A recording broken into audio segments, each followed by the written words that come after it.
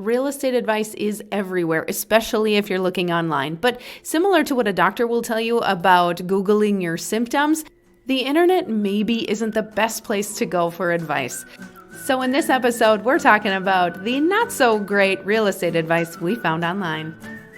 Thanks for tuning in to the Realtor Moms Podcast. I'm Tasha. And I'm Jamie. We're full-time realtors in the FM and surrounding areas and admittedly average moms. This is how we sell homes. And try to keep our kids alive. Hey everybody. So recently Tasha and I were working on a different podcast and we came across some of the worst advice. Worst real estate advice. I can't even remember what episode we were working on, but essentially I was looking for a payment calculator or something that said what somebody could afford. And we were laugh out loud, like our bellies hurt laughing at how ridiculous some of this online advice can be. So it's awful. That's what our episode is about. Not just how bad online payment calculators are, but we'll start with that one. Can we start with that one? Let's start with that one. So watch out, everybody. If you are thinking about buying a home, there's nothing wrong with getting a little entertainment value out of the information you find on Google. But if you're punching in a couple random numbers and it brings you to some website where you think that you can estimate your own payment calculation, take it with a big old grain of salt. Yeah. And furthermore, talk to us. We can get you, in touch with better calculators and or your mortgage lender. They can really help you, and their numbers are going to come in very close to what your actual numbers. A number you can actually rely on. Yes, it'll be close. It won't ever be perfect and 100% accurate, but it will be closer than what some of these numbers look like. Until you have a house picked out because of taxes and specials and, other debts on the property, things like that. Until you have a house picked out, it's difficult to calculate a payment within, $100 maybe even. But gosh, when we were looking online, we were finding not only payment calculators that were just like thousands of dollars off, but also the affordability calculators. Affordability calculators can be... Right? This one moves to the top of the list. Yes. Not only are they terribly wrong most of the time, but they're conflicting with each other. So we were looking on one site and it said, this sort of income amount is reflective of your ability to make a monthly payment on a home that could be, basically was double what would be comfortable for your average everyday American. So just, we can't stress enough. Give us a call. We can give you some really nice, good, reliable information, but also we can guide you towards a fantastic lender who can help you. Yeah. Maybe you're not ready for a credit pull. You just want to talk to some lenders. We can give you some names and some information and help you figure out what's in your best interest and how to move forward. Yeah. So watch out for those. Oh yeah. Oh. Okay, you got one? I do have one. Where you hear, let the buyers make the changes they want. Your house is fine. You don't need to do a thing. There's nothing that needs to be done. Don't replace the carpet. The buyers will want to pick out their own thing. Yeah, or just offer a carpeting allowance. That's not good advice. That's not good advice at all. Unfortunately. No, and sometimes your hands are tied. We get it. Sometimes splurging for all new flooring is just not in the budget. But we're talking about just bad advice in general and rules of thumb. Yes. You're going to want to pay attention to the little things and the big things like flooring. Yes. If it's an issue, right? If it's an issue. But maybe cleaning your carpet's good enough. But that's where... Let us give you the advice. Let us look at your home. Let us give you the advice. Because honestly, the little things do matter. And this is... if you've listened to any of our episodes, we talk about things that can improve your value. And we can definitely tell you staging and cleaning are everything. Right.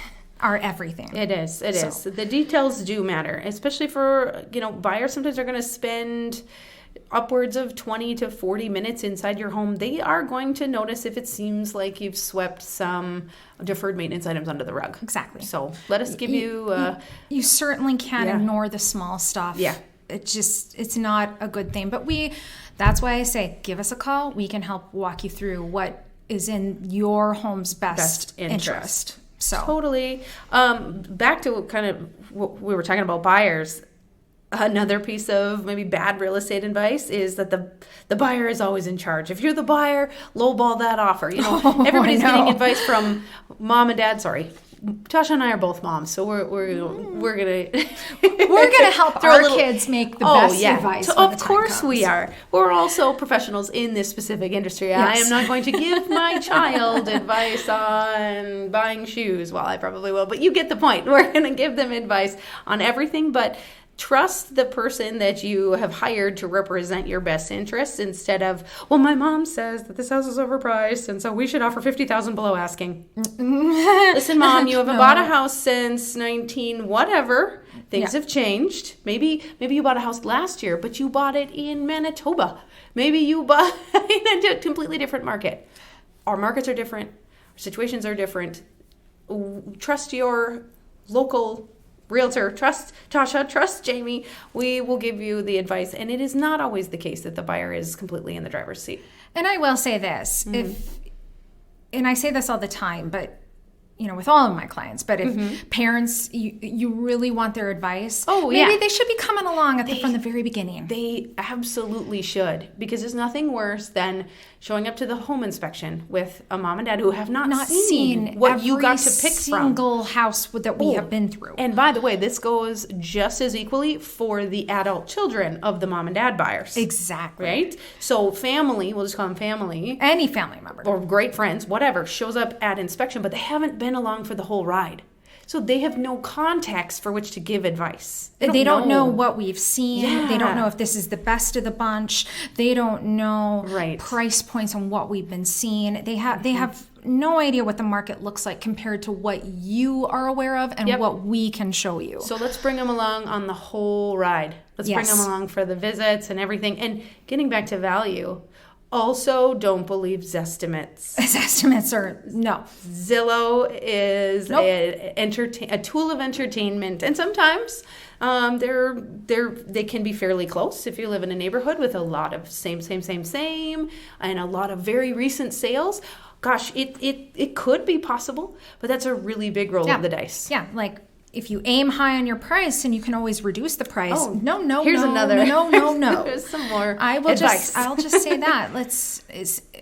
In this market, going too high can hurt your overall, bottom line, because at the end of the day, you get one shot to make a first impression. You don't want to ruin it by being too high and pricing yourself out of the market. Right. So it is far more detrimental to you to be so overpriced that you spend 6-8+ months on the market without any great activity than it is to come onto the market at an appropriate price and drum up more interest early on. Even if your starting point is lower, your end result will be higher. Will be better. Mm-hmm. So totally. How about iBuyers? I have a little bit on iBuyers. So I know. That came up like last year. I think iBuyers were starting to get really, really popular. And last year or the year prior. Maybe it was 2 years ago. I feel like this most recent quote unquote hot market scenario with the iBuyers haven't been as prevalent. But iBuyer is not your easy button like a lot of those websites are portraying them to be. Well, first off, we should probably explain what iBuyers are. You're totally right. So an iBuyer is basically somebody or a company that has not seen your property, hasn't been in your property, but they just want to make you an offer.